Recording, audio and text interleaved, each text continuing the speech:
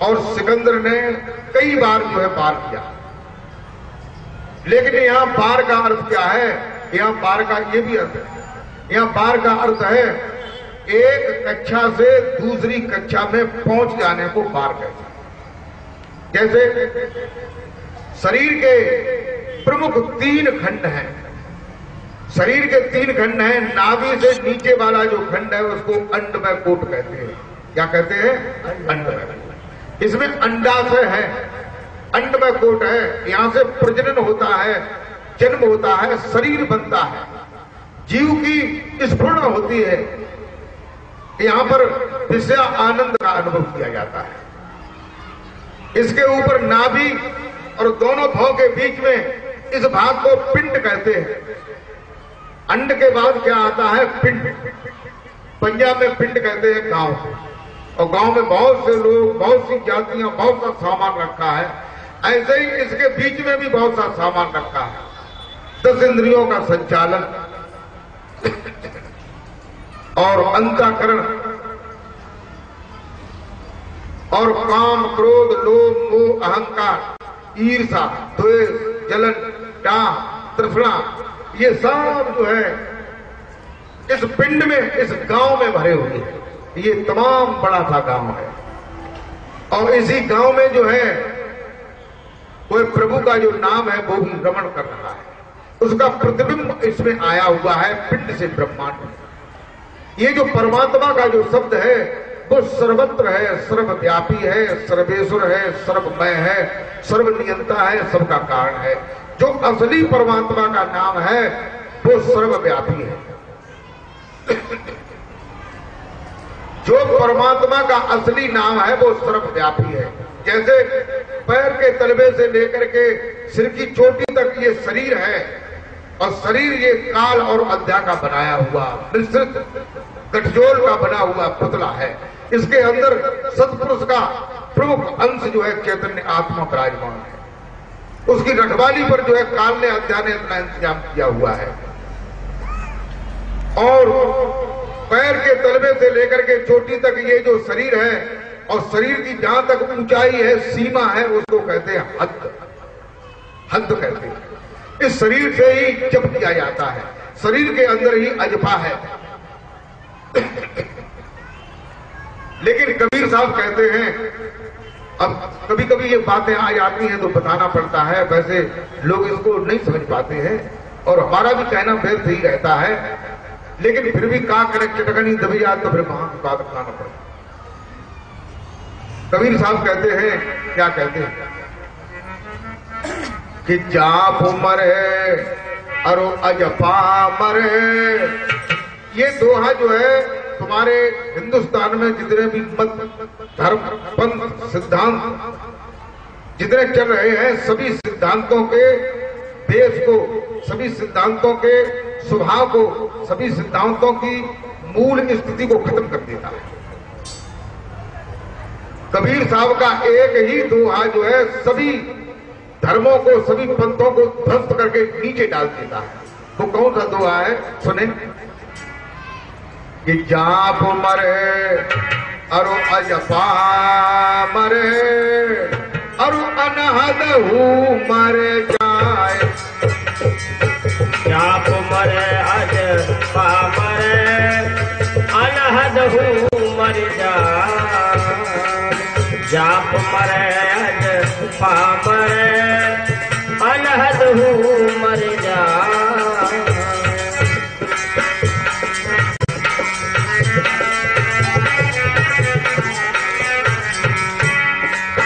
सूरत समावे बासवद में कहाँ काल न जाए।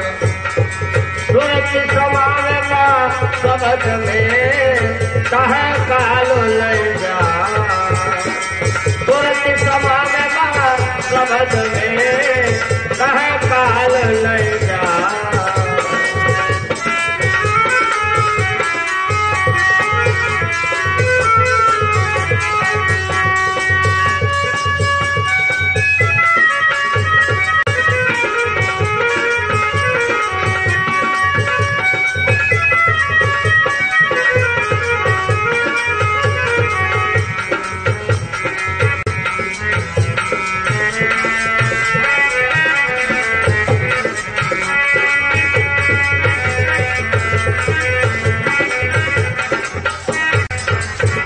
कहते हैं कि जाप मरे।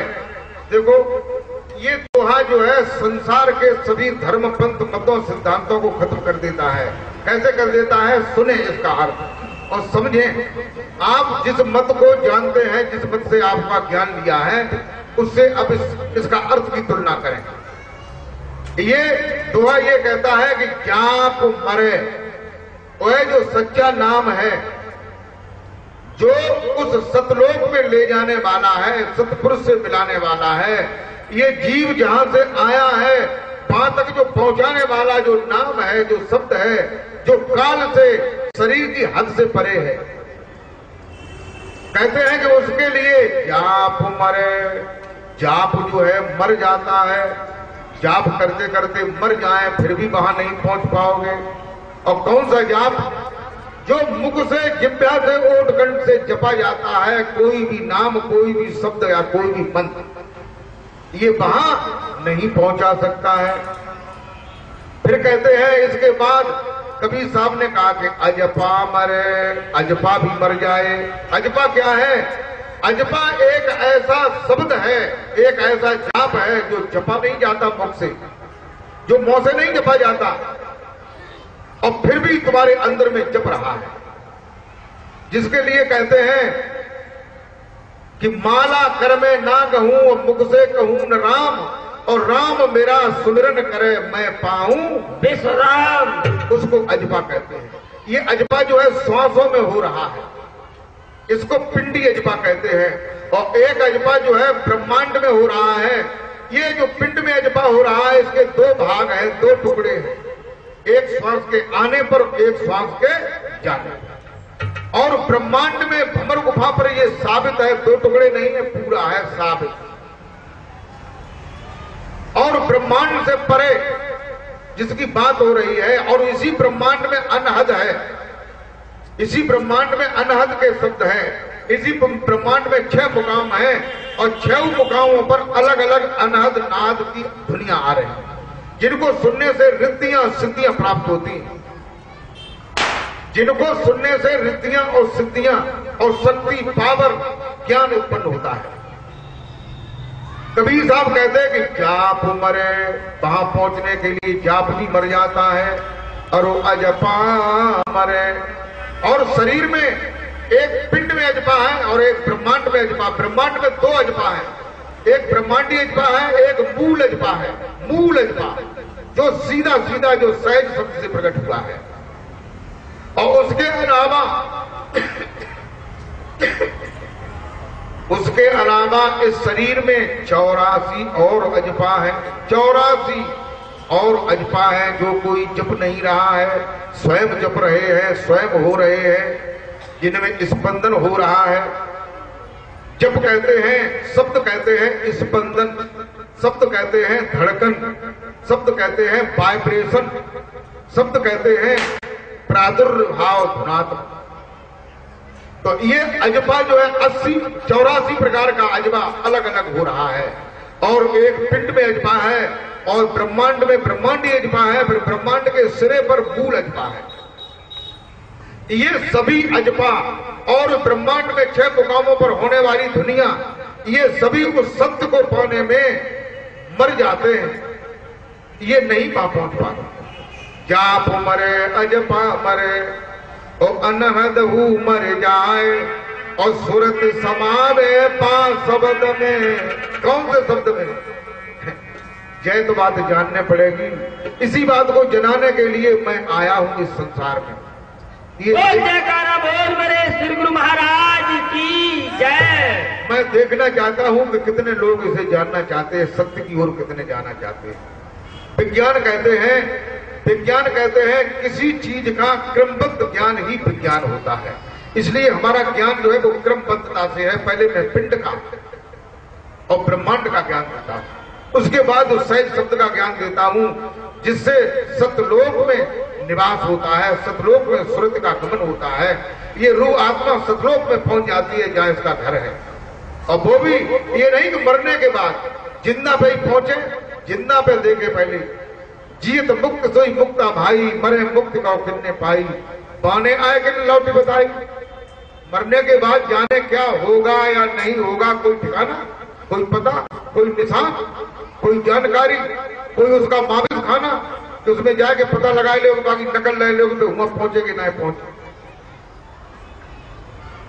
प्रेमी भक्तों,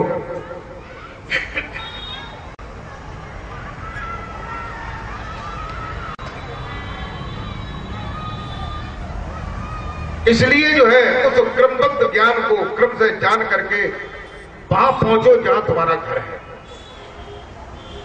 जहां असली मुकाम है, जहां से ये जीव आया हुआ है।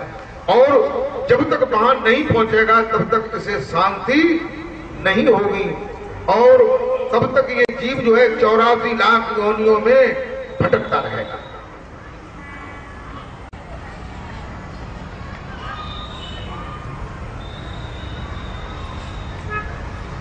प्रेमी भक्तों, संतों में और सदगुरुओं में कितना पावर है ये दुनिया के लोग नहीं जानते। अच्छा, क्यों नहीं जानते हैं? संत सदगुरुओं ने खुद अपनी मट्टी खराब कर दी, भेष बनाए के, डिजाइन बनाए के, कोई इलेक्शन में लड़े रहो, कोई अपने और काले धंधे कर रहा है, कोई जो है तरह तरह के जो है आवेश कर रहा है, लोगों को ठग रहे हैं। इन लोगों ने जो सच्चे संत हैं उन संतों का जो है उनकी महिमा को खत्म कर दिया। लेकिन ये याद रखे कि सच्चे संतों की महिमा कभी खत्म नहीं होती है। चाहे जयकारा बोल मेरे श्री गुरु महाराज की जय। ये काल के भेजे हुए जो गुरु और सदगुरु हैं वो काल के दायरे में ही अपना नाम भजन जब ये चीजें बता करके और दुनिया के जीवों को फंसा रहे हैं और ठग रहे हैं। ऐसे लोगों के चक्कर में आकर के जीव जो है वो भ्रमित हो जाता है, भ्रम में पड़ जाता है कि आखिर असली बात क्या है।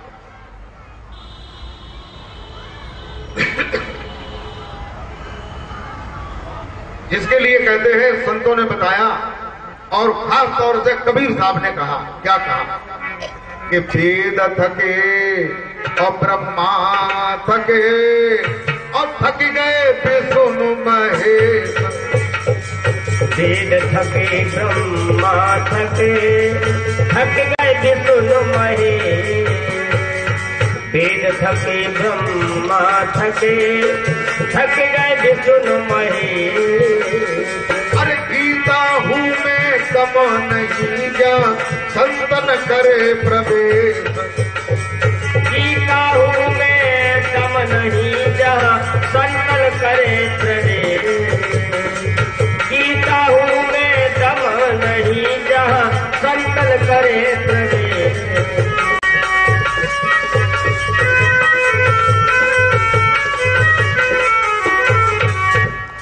कहते हैं कि वेद थके किसके लिए? उस सत्य को पाने के लिए, उस परमेश्वर को पाने के लिए। वेद थके, ब्रह्मा थके, वेद भी थक गए, ब्रह्मा भी थक गए और भगवान विष्णु भी थक गए, भगवान शंकर भी थक गए। और गीता भी वहां उस बात की बात नहीं कहती है जो बात सत्य की है। गीता में, रामायण में, पुराण में, बाइबल में, चारों वेदों में, सब में जो है काल के दायरे की ही बात है।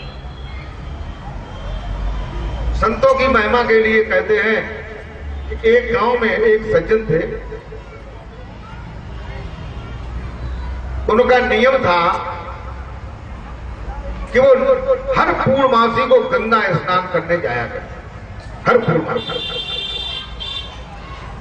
थे वो गृहस्थ। उनका जब विवाह हुआ तो उन्होंने विवाह जो है अन्य किसी दशाओं में से नहीं किया, गंगा के किनारे से ही विवाह किया।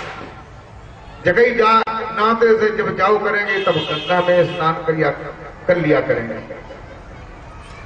एक दिन क्या काम हुआ कि घर गृहस्थी के काम में, खेत के काम में वो उलझे रहे और उलझे क्या हुआ कि थोड़े से लेट हो गए। लेकिन फिर भी उन्होंने हाथ पांव धोए, घोड़ा बनो टांगो और लव सोटा और भाग गए। भागत जो है अंधेरा हो गया। गंगा जी थोड़ी दूर रह गई। वहां पास में एक जो है महात्मा जी का आश्रम था, वहां एक संत जी रहते थे। वहां एक बहुत बड़ा सरोवर था वहां हर वर्ष में एक संतों का सम्मेलन हुआ करता था। तो वे बेचारे जो है वहां पहुंचे और पहुंच करके महात्मा जी को प्रणाम किया। महात्मा जी ने कहा, बेटा कहां से आए हो और कहां जा रहे हो? तो उन्होंने अपनी बात को बताया कि मैं फला गांव से आया हूं और मैं गंगा स्नान करने जा रहा हूं। अब थोड़ा सा अंधेरा सा हो गया तो मैं ये सोचता हूं सवेरे ही अलग सुबह ही मैं यहां से निकल जाऊंगा। उन्होंने कहा, बेटा जैसी तुम्हारी इच्छा। शाम को भोजन बना, तो वो भोजन जो है जो गंगा स्नान कर लिया करता था उसी के हाथ का भोजन, ये नियम था। जो गंगा स्नान जिसने किया है, जिस महिला ने, उसी के हाथ का बना हुआ भोजन करती थी। उनकी पत्नी ने कई बार स्नान किया, उनके सब घर वालों ने किया, ऐसे जो है उनके रिश्तेदारों ने भी किया। जहां वो जाते थे बताते थे कि हम तभी भोजन करेंगे जब तुम गंगा स्नान एक बार भी जीवन में कर लोगे। तो शाम को भोजन बना, संत जी ने भोजन के लिए उनसे कहा कि बेटा भोजन कर लो। फिर उन्होंने सोचा मन में कि ये तो संत हैं और गंगा के किनारे हैं, जाने कितने बार गंगा स्नान करने गए होंगे, इनसे कहां पूछे। बैठ गए, उन्होंने भोजन कर लिया। भोजन करने के बाद जो है सो गए।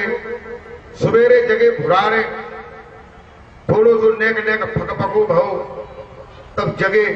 लेकिन रात में उनके विचार की चरखी चलती रही कि हाय कहूं महात्मा, जाने गंगा में हनाव हुए कि ना हनाव हुए, क्योंकि तो उनका तो वही नियम था। तो ये समझ रहे कि गंगा में हनाया सोई तरे सकत और कोई नहीं तरे।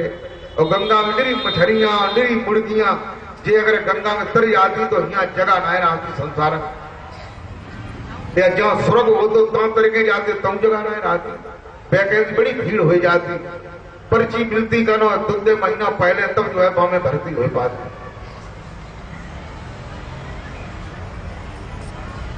वो जो सज्जन था उसने महात्मा जी से पूछा, उसमें नहीं रहा गया, लेकिन उसने फिर से पूछा, फिर से और देर से ये पूछा कि स्वामी जी गंगा जी यहां से कितनी दूर है?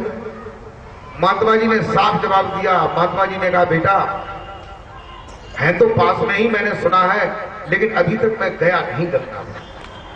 माने कहीं मरे गए कि जो महात्मा हो तब हो और गंगा में स्नान इसने नहीं किया, तो हमारे जीवन का नियम जो है आज खराब हो गया। आज मैं क्या करूं, कैसे ढांढस बनाऊं? मैं जब से मैंने नियम बनाया है, जिसने गंगा में स्नान किया उसी के हाथ का भोजन किया है, आज मैंने इस महात्मा का के हाथ का भोजन किया है। ये पड़ोस में गंगा होते हुए भी गंगा में स्नान नहीं करने गया। उसने सोचा कि चलो ये भूल आज हो गई, कोई बात नहीं, लेकिन जिंदगी में मैं अपने कानों को पकड़ रहा हूं, जिंदगी में ऐसी कभी भूल नहीं होगी। बिना पूछे, बिना जाने मैं कभी भोजन नहीं करूंगा। सज्जन जो थे गंगा की ओर चलने लगे। वहीं पर बहुत बड़ा सरोवर था, उसके किनारे से रास्ता था। सरोवर के किनारे जो है चलना शुरू हुए, तब तक क्या काम हुआ कि आगे से 3 सींगों वाली गायें, सींग थे उनके, 3 गायें वहां से उधर से लुढ़की हुई चली आ रही। उस सज्जन ने गांव को देख करके गाय जब आते हुए देखी तो उसने कहा कि ये तो बड़ी छड़केल गाय है, कहीं ऐसा तो नहीं हमारा पेट फाड़ दें, हम पर दौड़ पड़े। तो सज्जन जो है वो रुक गया, थोड़ा सा घबराने लगा और साइड से हो गया। गायें लेकिन वहां पर थोड़ी सी रुकी और रुक करके सरोवर में घुस गई। उन गायों का रंग जो है काला था, काली गायें सरोवर में घुस गई। गांव ने स्नान किया डुबकी मार के, और स्नान करने के बाद जब वो बाहर निकली तो उनका सारा शरीर जो है सफेद हो गया, सफेद हो गया। बाहर निकली तो सज्जन ने कहा कि ओह, ये तो गाय अभी काली थी और ये सफेद हो गई, बड़ा ताज्जुब है, बड़ा आश्चर्य है। वे गाय निकल करके उसी की तरफ फिर आने लगी। तो उसने सोचा कि ये गाय तो है, लेकिन कोई ये अद्भुत गाय, अजीब गाय है, इनमें कोई विशेषता जरूर है। फिर उसकी घबराहट कुछ कम हुई। वे गाय उस सज्जन के पास में आकर के 2 मीटर की दूरी पर खड़ी हो गई। तो उसने सोचा कि ये तो खड़ी हो गई, बड़ी सज्जन मालूम पड़ती हैं, ये हमें मारे। फिर बीच में जो गाय खड़ी हुई थी वो बोली कि देखो भैया, मैं गंगा हूं, ये जमुना है, ये सरस्वती है। मैं गंगा हूं, ये जमुना है, ये सरस्वती है। मैं तीनों बहनें यहां साथ स्नान करने आएंगे। जब संसारी लोग तमाम तरह तरह के दुष्कर्म करके पाप करके मुझ में स्नान करते हैं तो उनका जो है पाप का मल मेरे चमड़ी पर छा जाता है, मेरे ऊपर कालिमा बन जाती है, मैं काली पड़ जाती हूँ। और जब मैं ज्यादा काली पड़ जाती हूँ तो यहाँ मैं आया करती हूँ। यहाँ पर हर वर्ष संतों का सम्मेलन होता है, संत महात्मा इसमें स्नान करते हैं और उनके शरीर से छुटा हुआ मैल इसमें पड़ जाता है, जिससे इसका जल जो है और अत्यंत पवित्र हो जाता है। सतगुरु के चरणों का धोन पीने से आदमी की काया जो है निर्मल हो जाती है, चित्त शुद्ध हो जाता है, भक्ति में मन लगने लगता है। और यहाँ तो जाने कैसे कैसे संत आकर के इसमें स्नान करते हैं। इसलिए देखो मेरी तरफ मेरी काया स्वच्छ और सफेद हो गई। बोलिए गोविंद भगवान की जय। उस सज्जन ने सोचा कि अच्छा तो ठीक है बात, ये महात्मा जो है इन्होंने गंगा स्नान जरूर नहीं किया। जब गंगा खुद यहाँ